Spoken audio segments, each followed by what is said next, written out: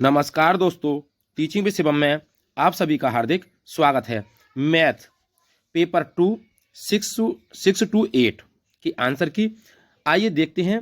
अगर आपको धुंधला दिखाई दे तो इसको जूम कर लें, स्क्रीन को बड़ा हो जाता है। तो केवल आंसर सुने भाई।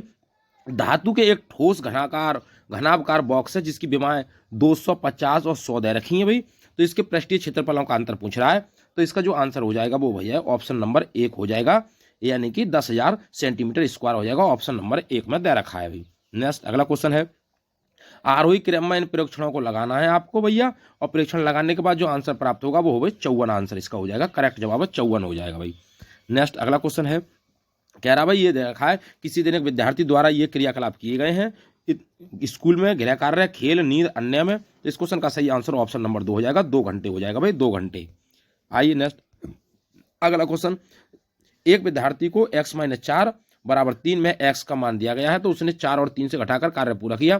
तो निम्न में से ये बात क्या करना चाह रहा है भैया, क्या कह रहा है, कौन सा ऊपर दी गई परिस्थिति में सबसे उपयुक्त रूप से वर्णन करता है। तो इस क्वेश्चन का जो सही जवाब हो जाएगा वो हो जाएगा भैया, किसी विद्यार्थी को स्थानांतरण के सभी नियम याद करने चाहिए। ऑप्शन नंबर 4 सही जवाब हो जाएगा।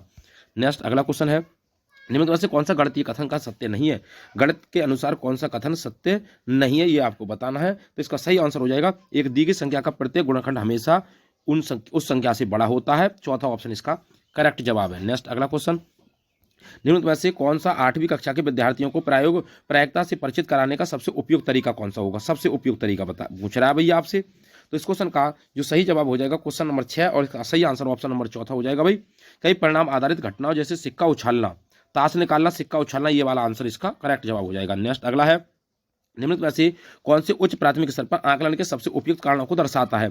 तो सबसे उपयुक्त कारणों को कौन कौन दर्शाता है ये आपको बताना भैया। तो इसका सही जवाब आपका भी हो जाएगा, वो हो जाएगा ए बी। कौन सा हो जाएगा भैया, ए बी हो जाएगा। जो ऑप्शन नंबर 4 में ए वाला और बी वाला, सी और डी नहीं होंगे। तो चौथा ऑप्शन इसका सही जवाब है। नेक्स्ट अगला है, निम्न से कौन सी बंद सिरे वाली समस्या है। बंद सिरे वाली समस्या कौन सी है भैया, तो 104 और 109 के बीच सभी चार प्राकृतिक संख्या लिखना, ये बंद सिरे वाली समस्या है। तो ऑप्शन नंबर 3 सही जवाब हो जाएगा।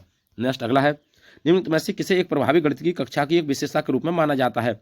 तो किसे माना जाता है भैया, तो इस क्वेश्चन का जो सही जवाब है ऑप्शन नंबर 1, समस्या को बहुत सारे तरीके से हल करने के अवसर प्रदान करना विद्यार्थियों को। ऑप्शन नंबर 1 में दे रखा है। नेक्स्ट अगला है, एक कक्षा में प्रश्न पूछने के आकलन के एक साधन के रूप में प्रयोग करते समय निम्नलिखित में से कौन सा अनुपालन करना चाहिए, ये पूछ रहा भैया। तो इस क्वेश्चन का सही आंसर है एक प्रश्न पूछना और स्वयं उसका उत्तर देना। क्वेश्चन नंबर इसका जो सही आंसर हो जाएगा, त्रुटियों और भ्रांतियों के आकलन के लिए प्रश्न पूछना। ऑप्शन नंबर 3 सही जवाब हो जाएगा, त्रुटियों और भ्रांतियों के लिए।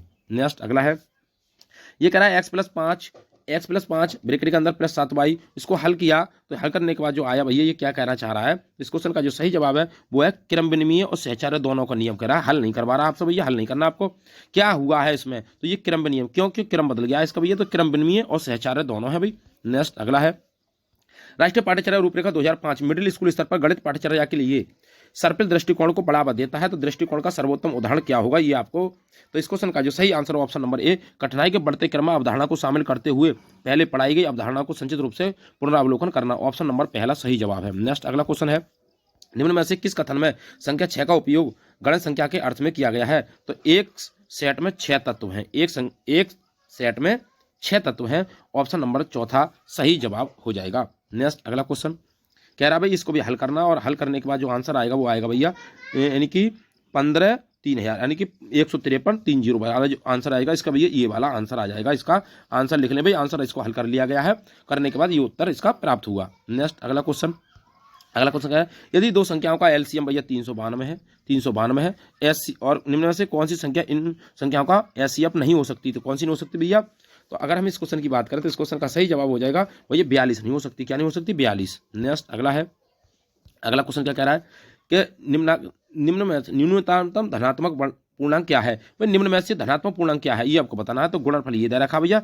इसका एक गुणनखंड नहीं है। तो कौन सा नहीं है, 13 इसका गुणनखंड नहीं है भैया।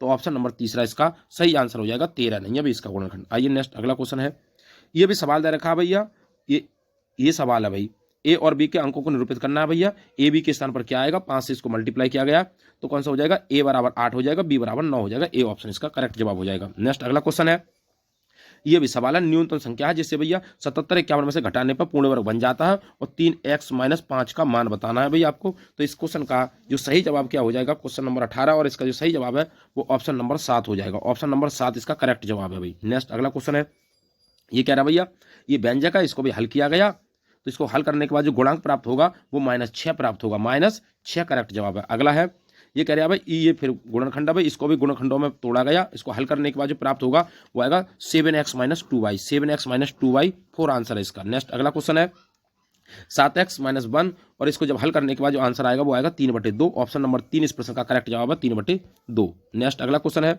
व्यक्ति ने दो वस्तुओं को ए बी के इस प्रत्येक में 348 पर बेचा और ए पर उसे 20% लाभ होता है। तो इस क्वेश्चन का जो सही जवाब हो जाएगा वो हो जाएगा ऑप्शन नंबर, इस क्वेश्चन का जो सही जवाब है वो ऑप्शन नंबर 6 हो जाएगा। ऑप्शन नंबर 6 इस प्रश्न का करेक्ट जवाब है। नेक्स्ट अगला क्वेश्चन है, 16,000 की धनराशि इतने पर भैया 2 सही 1/3 वर्ष में 15% वार्षिक ब्याज से दी जाती है। तो इसका सही जवाब कौन सा हो जाएगा, 22,218 हो जाएगा। 22,218 वाला करेक्ट जवाब हो जाएगा इसका। अगला करें भाई, ये difference of the two complementary angles 40 degree है, तो भैया दूसरा कितना हो जाएगा, ये 2y + 15 वाला पूछ रहा है, तो इसका 65 आंसर हो जाएगा। 65 आंसर हो जाएगा इसका आंसर। आइए आगे देखते हैं। हाँ, ये दे रखा दो पूरा कोणों का अंतर 40 है, तो ये छोटा कोण y है, 2y - 15 अंश का मान बताइए, तो 65 अंश हो जाएगा भाई। कितना हो जाएगा, 65 अंश। नेक्स्ट अगला है, निम्न आकृतियों में किसमें सममित रेखाओं की संख्या बराबर नहीं है, तो पतंग और समांतर चतुर्भुज में। भाई पतंग और समांतर चतुर्भुज में क्या सममित रेखाओं की संख्या बराबर नहीं है। नेक्स्ट अगले क्वेश्चन की ओर बढ़ते हैं।